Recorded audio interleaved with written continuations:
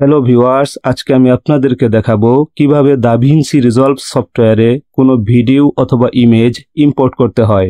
এজন্য দাভিন্সি রিজলভ সফটওয়্যারটি ওপেন করে নিন এবং যদি আপনার কোনো প্রজেক্ট তৈরি করা না থাকে তাহলে প্রজেক্ট তৈরি করে নিন। এজন্য নিউ প্রজেক্টে ক্লিক করুন এবং প্রজেক্টের একটি নাম দিয়ে নিন আপনার মন মতো।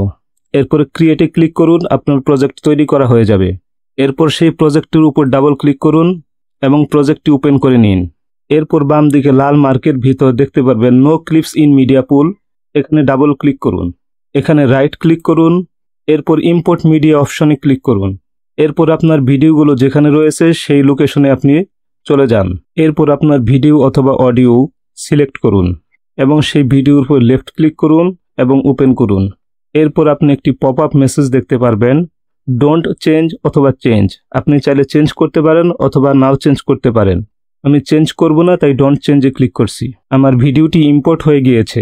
এরপর সেমভাবে অন্য ফাইলগুলো আপনি ইম্পোর্ট করতে পারেন। আমি আবারও এই অডিওটা ইম্পোর্ট করে দেখাচ্ছি।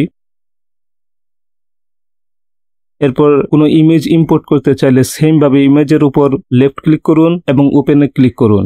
এইভাবে আপনারা আপনাদের ফাইলগুলো ইম্পোর্ট করে নিতে পারেন।